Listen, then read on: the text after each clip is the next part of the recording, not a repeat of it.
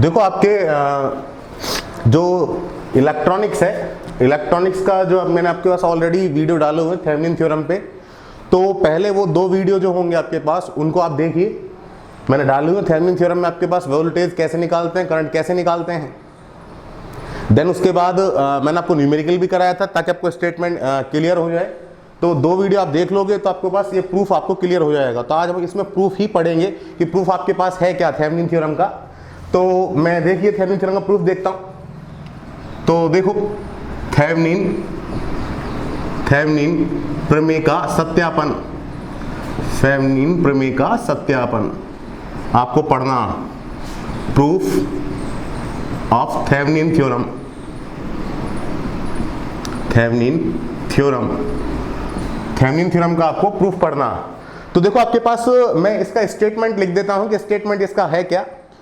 Statement क्या होगा आपके पास कि जो आपके पास टर्मिनल, आपके पास जो जाल गिवन है, आपको जो नेटवर्क गिवन है, आपके पास द्विटर्मिनल नेटवर्क आपको जो गिवन है, उसको आप एक तुल्य परिपथ से प्रतिस्थापित कर सकते हैं। ठीक है, a 2 terminal, according to Thevenin theorem, a 2 terminal network can be replaced by a equivalent circuit. अब उस सर्किट में, इक्विवेलेंट सर्किट में आपके पास क्या होगा, उस इक्विवेलेंट सर्किट में आपके पास एक वोल्टेज सोर्स होगा, एक वोल्टेज सोर्स होगा आपके पास। ठीक है, और एक आपके पास क्या होगा, तुल्य प्रतिबाधा होगी, इक्विवेलेंट इंपीडेंस होगा।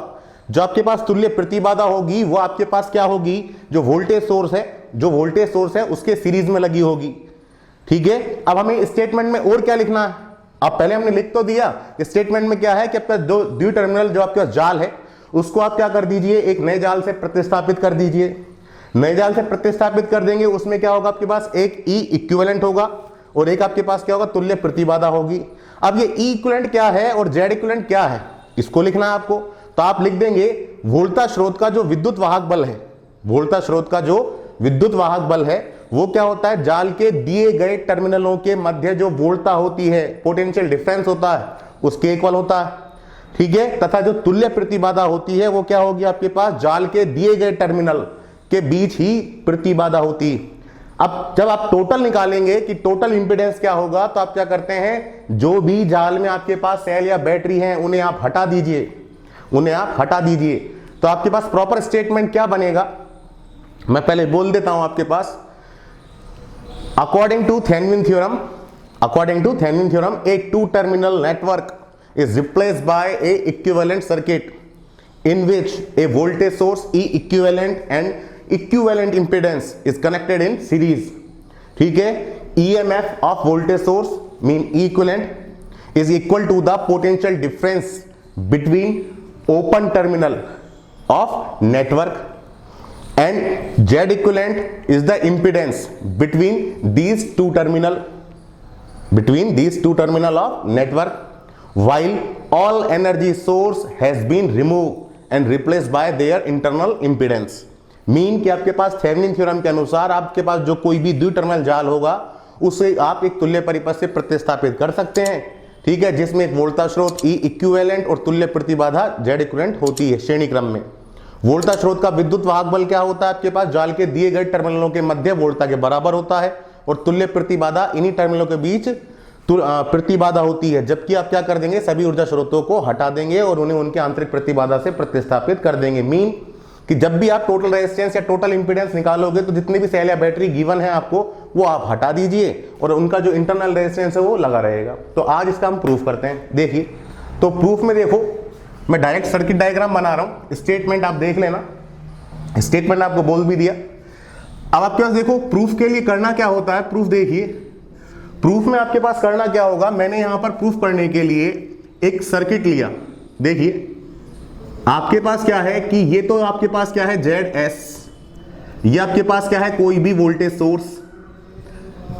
सोर्स, ठीक है। ये आपके पास क्या है Z1, ये आपके पास क्या है Z1 इंपीडेंस।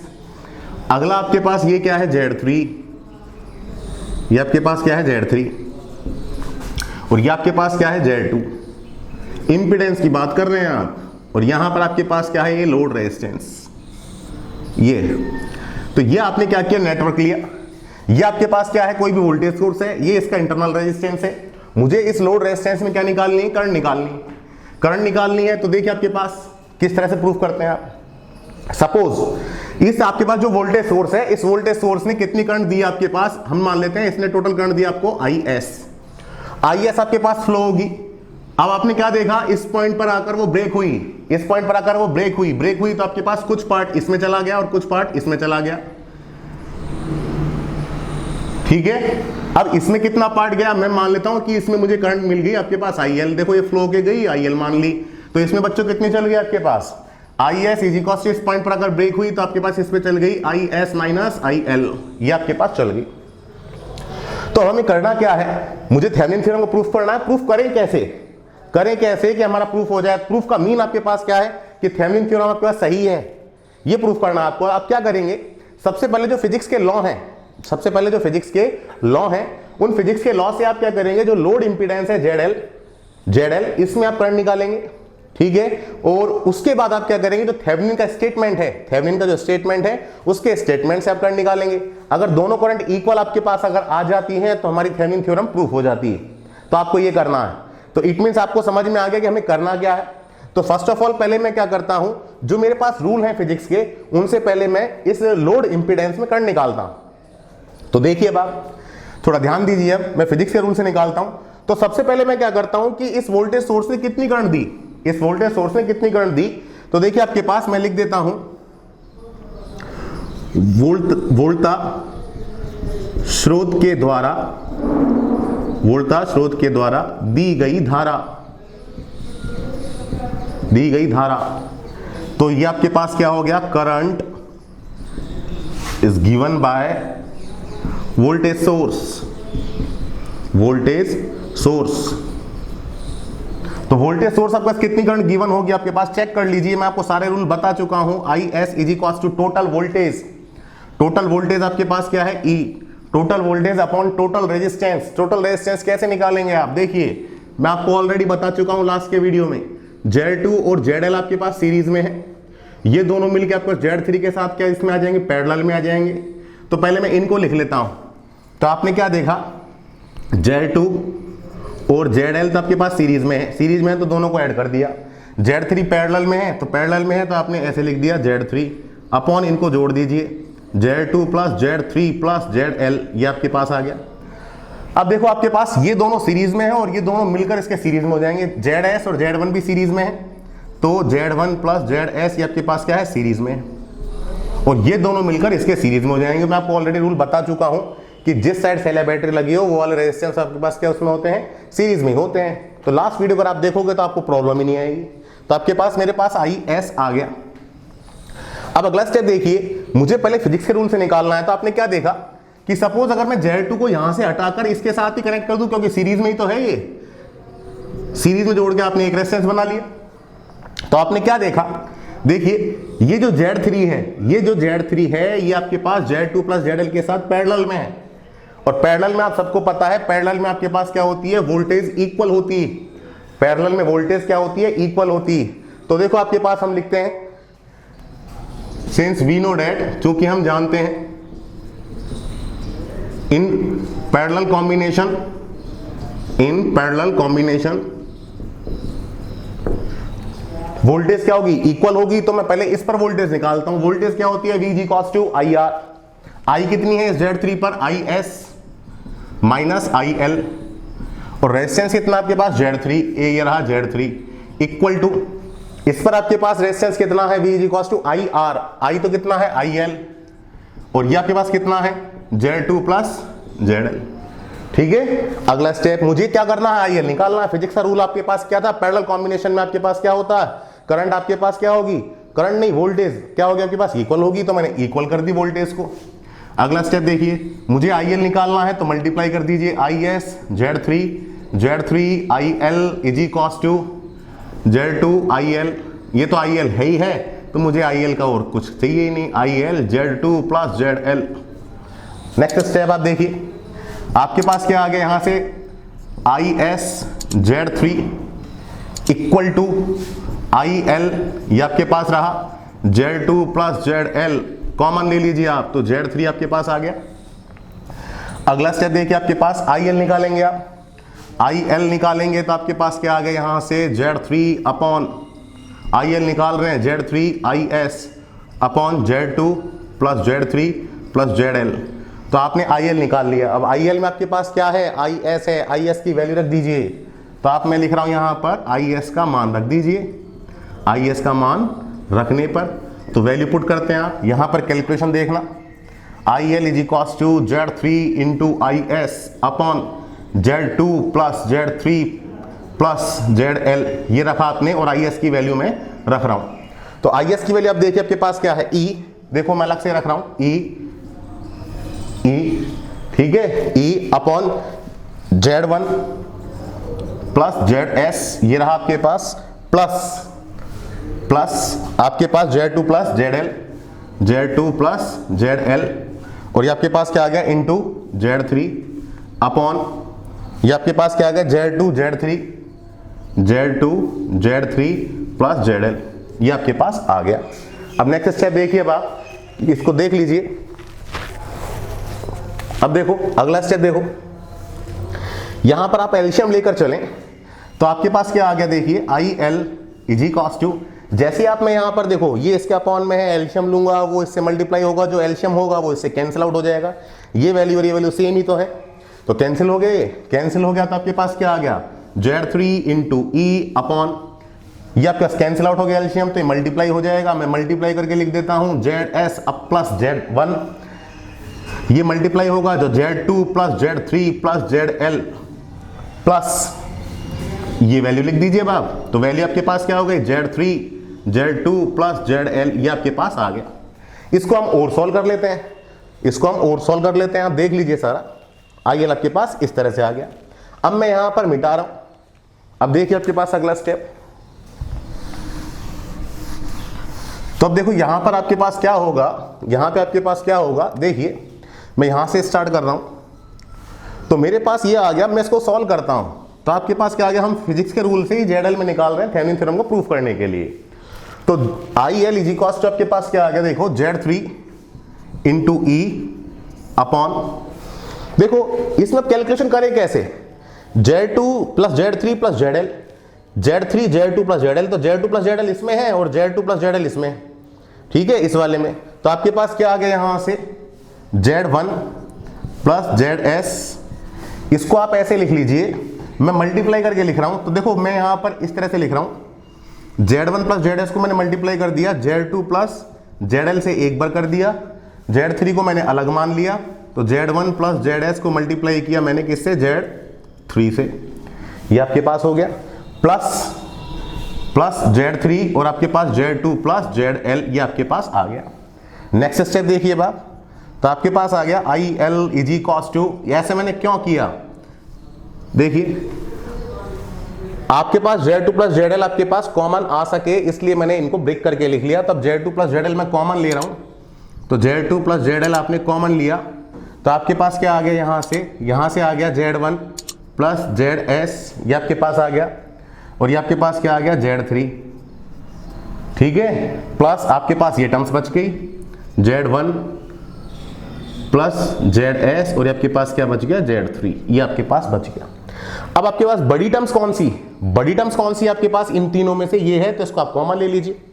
कॉमन लेता हूं तो IL इज इक्वल्स टू आपके पास क्या आ गया Z3 इंटू E, मैंने कॉमन लिया तो मेरे पास आ गया Z1 Z3 प्लस ZS, ये कॉमन लिया तो मेरे पास देखो बच्चों क्या बच गया, यहां से Z2 upon Z2 plus ZL upon, ये आपके पास सारी टर्म्स है पूरी नीचे आ जाएगी, Z1 plus Z3 plus ZS plus, अच्छा एक टर्म्स है तो आपके पास पूरी नीचे नहीं आएगी तो कॉमन ही है इसमें, प्लस इसके नीचे वो आ जाएगा Z1 प्लस ZS और आपके पास Z3 अपॉन, इसको लेकर चलेंगे तो Z1 Z3 ZS, ये आपके पास आ गई।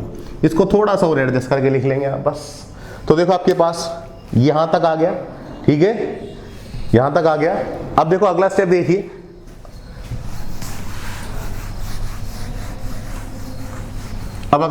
मैं इसको थोड़ा सा और एडजस्ट करके लिख देता हूं। तो आपके पास आ गया IL is equals to Z3 into E upon, ये आपके पास इसको ऐसे ही लिख दीजिए, अपॉन ऐसा लिख सकते हैं आप मैथमेटिक्स में, Z1 plus Z3 plus ZS, ये आपके पास लिख दिया आपने अपॉन ये एज इट इज। तो इसमें देखना मैं थोड़ा तरीके से लिख रहा हूं उसको, Z2 ZL को मैं थोड़ा लास्ट में लिख रहा हूं ताकि प्रूफ आपको क्लियर दिख सके। Z2 plus Z1 plus ZS into Z3 upon Z1 plus Z3 plus ZS, और ये आपके पास मैंने लास्ट में क्या लिखा, ZL। तो मैंने यहां पर क्या किया, मैंने यहां पर इसको इक्वेशन नंबर 1 दे दिया और इसमें मैंने बता दिया, ठीक है, कि आपके पास जो मैंने थेवेनिन थ्योरम में मुझे प्रूफ करनी कैसे है। प्रूफ इस तरह से करनी है कि आपके पास सबसे पहले आप क्या करेंगे, जो फिजिक्स के रूल हैं उनसे लोड रेजिस्टेंस से आपके पास करंट निकालिए, लोड रेजिस्टेंस से करंट निकालो फिजिक्स रूल से, जो मेरे पास ये आ गई। अब थेवेनिन का जो स्टेटमेंट है जो मैंने आपको इनिशियली बताया था, थेवेनिन के स्टेटमेंट से आप क्या करेंगे, इस लोड रेजिस्टेंस में करंट निकालेंगे। लोड रेजिस्टेंस में करंट निकालेंगे और वो वाली जो करंट है वो अगर इस करंट के इक्वल आ गई तो हमारी थेवेनिन थ्योरम प्रूफ हो जाएगी। तो अब देखो मैं जो थेवेनिन का स्टेटमेंट है उससे करंट निकालता हूं, तो देखिए आपके पास क्या होगा, चेक कर लीजिए।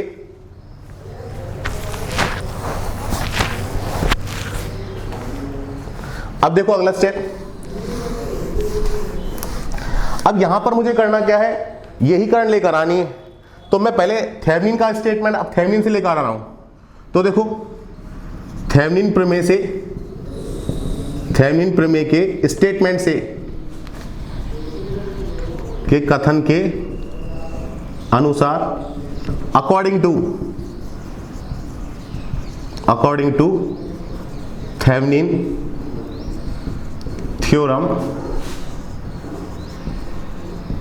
स्टेटमेंट, तो स्टेटमेंट से निकाल लीजिए। स्टेटमेंट से भी अगर आपके पास करंट वही आ गई तो हमारा प्रूफ हो जाएगा।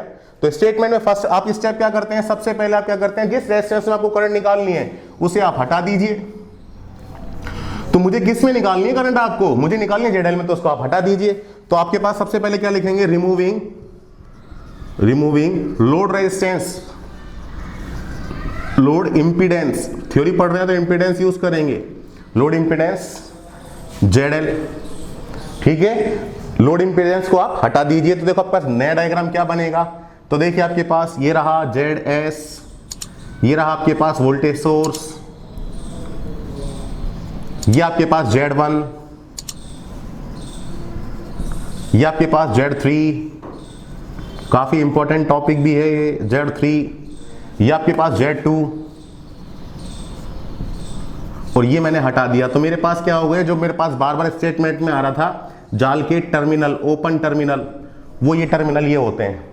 तो अब आपके पास क्या है, इनके बीच मुझे क्या निकालनी है, वोल्टेज निकालनी है। तो E इक्विवेलेंट आ गया।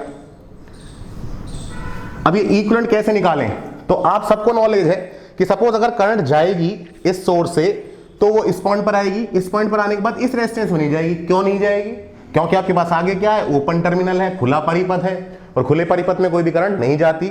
और जिस रेजिस्टेंस में करंट नहीं जाती वो रेजिस्टेंस कोई काम का नहीं होता, क्योंकि मुझे तभी क्या निकालनी है, वोल्टेज निकालनी है। इसलिए मैं इसको हटा देता हूं ताकि आपको क्लियर समझ में आए। ये भी हटा दिया। अब आपने क्या देखा, जो Z3 है और जो आपके पास AB है दोनों क्या है, पैरेलल हैं। पैरेलल हैं तो आपके पास Z3 पर जो वोल्टेज होगी वही आपके पास क्या होगी, AB पर होगी। न्यूमेरिकल जो मैंने लास्ट वीडियो डाला था थेवेनिन का, उसमें मैंने आपको सब कुछ बता रखा है न्यूमेरिकल में, तो उसको देख लोगे तो कोई प्रॉब्लम नहीं आएगी। तो Z3 पर आपके पास जो वोल्टेज होगी, देखिए अब आप, वही इक्विवेलेंट के इक्वल होगी। तो E equivalent is equals to क्या हो गया, इस पर वोल्टेज निकालो। तो जिस रेजिस्टेंस पर वोल्टेज निकालते हैं वो ऊपर अपॉन आपके पास टोटल, टोटल में आपके पास तीनों सीरीज में है, तो टोटल आ जाएगा ZS plus Z1 plus Z3 into total voltage क्या है, E। तो बच्चा आपके पास इक्विवेलेंट तो ये आ गया, इक्विवेलेंट तो मेरे पास ये आ गया, ये लिख देता हूं, इक्विवेलेंट तो ये आ गया। अब स्टेप सेकंड क्या करते हैं थेवेनिन थ्योरम में, थेवेनिन थ्योरम में आपका स्टेप सेकंड क्या करते हैं, अब मुझे Z इक्विवेलेंट निकालना है। जब भी Z इक्विवेलेंट निकालना हो तो जितने भी एनर्जी सोर्स हैं उन्हें आप हटा दीजिए, लेकिन जो उनकी इंटरनल रेजिस्टेंस है वो लगा रहेगा। तो अब देखो दूसरा आपके पास क्या है, रिमूविंग, हटा दीजिए आप, removing energy source, energy source. तो एनर्जी सोर्स को आप हटा दीजिए। तो देखो जैसे ही मैं इस एनर्जी सोर्स को हटाऊंगा, लेकिन उसकी जो इंटरनल इंपीडेंस है वो नहीं हटेगी, याद रखना आप। तो मैंने हटा दिया, ये रहा देखो आपके पास ZS, ये आपके पास क्या है Z1, ध्यान देना Z1, ये आपके पास क्या है Z3, ये Z3, और आपके पास ये क्या है Z2। आप सोच रहे होंगे Z2 मैंने पहले तो हटा दिया था, वोल्टेज निकाली थी, क्योंकि वहां पर बच्चों वोल्टेज निकालनी थी, रेजिस्टेंस का कोई नीड नहीं थी, वो अगर उसमें कोई करंट फ्लो नहीं हो रही थी इसलिए हटा दिया ताकि आपको पैरेलल दिख सके। बट यहां पर तो मुझे टोटल क्या निकालना, रेजिस्टेंस निकालना, तो रेजिस्टेंस तो लगाना पड़ेगा, ठीक है। और वही आपके पास ओपन टर्मिनल, वो तो हटेगा ही हटेगा जिस रेजिस्टेंस आपको लगानी है, निकालनी करंट। तो जेड इक्विवेलेंट ये रहा। अब मैंने आपको लास्ट वीडियो में सब कुछ समझा रखा है, कौन सीरीज कौन पैरेलल। तो मेरे पास देखो यहां से ये ZS और Z1 किस में है आपके पास, ZS और Z1 किस में है, सीरीज में है। ये रहा ZS प्लस Z1 सीरीज में है। ये दोनों मिलकर Z3 किस में आ जाएंगे, पैरेलल में आ जाएंगे। ये पैरेलल में आ गए। अब ये आपके पास Z2 क्या होगा, आपके पास सीरीज में होगा। ये मेरे पास बच्चों क्या आ गया, जेड इक्विवेलेंट आ गया। ये मेरे पास जेड इक्विवेलेंट आ गया। अब देखिए, अब मेरे पास थर्ड स्टेप करता हूं। थर्ड स्टेप देखिए,